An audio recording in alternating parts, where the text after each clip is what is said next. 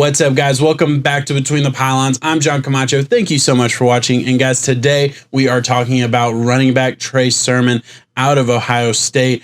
Obviously, the last time we saw him was the very first play of the national championship, where he does get hurt and has to leave the game. And that is an unfortunate way for him to end his college career. But the week before that, he had one of the best games of his college career and really opened a lot of people's eyes, myself included. I will be 100% honest. This was a guy that was definitely on my list of guys to watch, but he wasn't at the top of my list, and he wasn't somebody that I was like super excited to go back and study by any means. And then that Clemson game happens, and I just couldn't believe it. First of all, he was just running through the entire Clemson defense for 4 quarters. I pretty much immediately went back and watched him because I was just so excited to get to know this dude. Is this dude going to be a 2nd round pick? I was hype. I'm not going to lie. I think anybody who watched that Clemson game had to be hype. I imagine anybody watching this video probably watched it, or at least at the very least saw highlights of it and kind of know what I'm talking about. Guys, we're going to talk about everything that I liked and the things that I didn't like with Trey Sermon. I will be honest, after going back and watching all the film and studying the player a little bit more, little bit disappointed from the excitement I had from, the Clemson game. I'm going to break down the Clemson game. I'm also going to break down another game that he played this year. We're going to get into that right now, actually, with the film portion of this video. So let's talk about the Nebraska game here, and specifically his vision. We're going to see him try and bounce it outside to where this linebacker was kind of just sitting and waiting, and is just right there to stuff the hole and stop Sermon from getting a first down. To me, this is one of those plays. Look, 2nd and 3, a successful play is a first down. He has a first down in this hole right here. I do understand what he's seeing, and unfortunately we don't have the other view to kind of inform this a little bit better, and I think it would make it a lot easier, but I just kind of have to work with what I have. So this is the TV copy here. I do see this D tackle. It looks like he kind of sheds the block of 73 who's about to be on the ground, but I believe that if he just shoots this gap, he does get a first down. Maybe that D tackle is able to slow him down, but he would certainly at the very least get a first down, especially from what I'm going to show you a little bit later when we talk about his power. He certainly is able to run through people, but unfortunately he doesn't decide to do that, decides to try and bounce on the outside. I just think he absolutely misses this linebacker who's sitting there. I mean, he's kind of playing both gaps a little bit. He has to wait and see what Sermon decides. Obviously, Sermon decides to cut it to the outside, and there's just really nowhere to go. He realizes that and realizes he has to kind of lower his head and try and get that first down. All right, so with this, again, pretty much the same kind of thing. I think this just shows really bad vision and really just bad understanding of the play in general. Fields is reading this D end who is going unblocked, right? This is a basic run concept, and Ohio State runs this all the time. I don't think I'm teaching anybody anything here when I say the quarterback is reading this defender, and if the defender crashes down on the runner, then Fields keeps the ball, runs to the outside, gets a first down, probably more. And if the defender doesn't crash down and tries to read the quarterback and place the quarterback, then he gives the ball off. Fields plays this perfectly. The defender kind of doesn't crash down at all. He's playing the quarterback, forces Fields to give the ball to Sermon, and Sermon, there's absolutely no reason why he wouldn't be looking right here instead of looking right here. He really just never even considers this gap, which is absolutely wide open. Makes really no sense to me at all. There's no reason that Sermon, who does have a good bit of explosiveness, does have a good bit of burst, wouldn't be able to get there. Now, this D tackle, yes, he plays it very well. He engages with this center.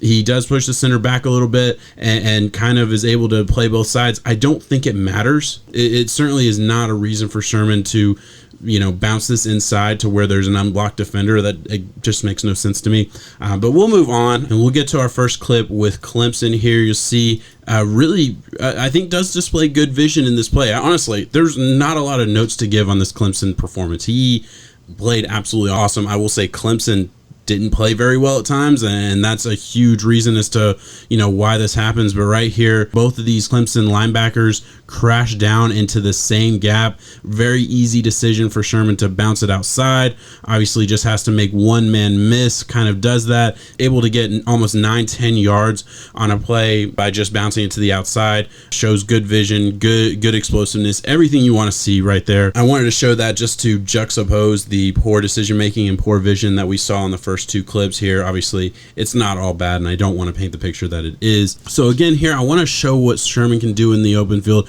Look, I don't think it's mesmerizing. Like, there's definitely a third gear that I don't see from Sherman, but he certainly can make people miss. He certainly has enough ability in the biggest moments to do just that. One-on-one versus number 18 for Clemson, Sherman's able to just completely avoid him, get into the open field, and get as many free yards as possible. Gotta love that. But look, that is not what I'm going to ask him to do at the next level. What I'm going to ask him to do at the next level is to be a one-cut power runner. I think that's what he does best, and that's what I want to show here. I think, you know, if you watch the highlights for Clemson, you saw it time and time again, his ability to break tackles and just run through Clemson's D-line and secondary. And right here, this is just one example of many that he made here in the fourth quarter. Again, that's what he's going to do. Tire guys out, run through people. This is a tired Clemson team that, you know, has just got their ass beat basically. And Trey Sermon is not making it any easier on him. Right here, runs through two defenders, runs through another one, finally brought down. Tough, hard-nosed, churning his legs. You have to love that, and I think that's what I probably like about Sherman more than anything. All right, and right here I'm just showing pass protection. I think he has it. Like, he does get pushed back a little bit, but he certainly gives his quarterback enough time to create a play, and that's all you're asking for. Look, one-on-one, engages with the defender and creates a little bit more time for your quarterback. Does everything he can and consistently showed that. And then pass catching, I just threw this in here just to show, yeah, he can catch the ball out of the backfield. I don't think he'll make a living doing it. He's not the most elusive guy in the world, but he certainly has that ability. Well, that's what I got for the film portion of this video, and I hope I did a good job of showing what he does really, really well and the things that I'm very nervous about. Listen, he is a one-cut ground and pound runner. If he can't pick the right holes at times in college, I'm going to be nervous about him picking the right holes in the NFL. And if he can't do it in the NFL, he will not last in the NFL. I will say that. But with that being said, let's get to the skill chart to kind of break down his skills in a different way here. And I'm not going to go through every single thing here, but I'll hit the main things. Obviously, vision. We touched on that very, very well in the video. You kind of understand where I'm coming from there with that not being a very good grade. Agility, look, 4.5 is an average, so 5.1, that is above average. I do think he shows, you know, he can make somebody miss in the open field. I don't think he's going to wow you. You know, he's not going to, you know, destroy people in a phone booth by any means, but he can definitely make you miss in the open field at times. Short area quickness, that's a slight above average grade. I'm not like blown away by it, but it is pretty good. You know, go down to what he does really well. His power is awesome. He runs with great power. He runs with great pad level and balance. At the top here, you see it's 6.8 pad level and balance. Very good. Those are the things that you just have to love. He churns his feet and he keeps moving. Has really good pass protection. Has pretty good pass catching abilities as well. That's a pretty good plus grade. I know I only showed one little clip from the film portion, but I think he's really good when you just get him the ball in space and tell him run forward. You know, I don't think he'll blow you away, but I do think it's pretty good. Obviously breaks tackles very well, and ability in the open field is a plus grade, but not like a crazy great plus grade. That's just a good grade at 5.2. All in all, guys, when I look at Trey Sermon, I'm reminded a lot of a Gus Edwards type of runner. I think Gus Edwards is a good comp for him, and I hope that people don't find that insulting. I actually think that's pretty fair. You know, Gus Edwards is a good running back that fits in a running back by committee type of situation. I think that's what I'm looking for if I draft a Trey Sermon. I think I'm asking him to be a part of a committee. I'm not asking him to carry the load. That's my 2 cents on the player. That's kind of where I'm gonna stand when I look at this guy. So obviously, if you came into this video thinking I was gonna say he's a day 2 pick or something like that, obviously, look, had a great game against Clemson, but that just wasn't enough for me to say, ooh, this is a guy who can carry a load in the NFL on a weekly basis. I don't know if I think he can do that. I do think he's a day 3 pick. I certainly think he should get drafted somewhere in, I think 5th round is probably where I'm going to put him, where I would expect he gets picked up by a team that just wants to add some depth to the position, have a little bit of power in their arsenal of running backs. I think that's fair. And I'll be honest that if I'm a GM, I'm going to stay away from him. I'm going to be honest. If I'm a GM, I'm looking for this style of runner.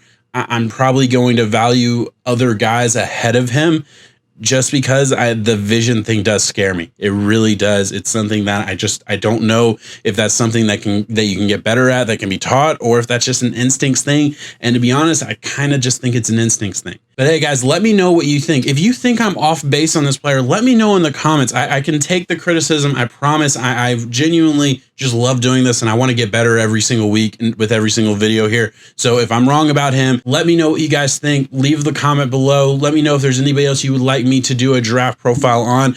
This video was requested. That's why I'm putting it out at this time. So if you have a request, let me know in the comments below. I will get to it as soon as I can. Guys, thank you so much for watching. Peace out.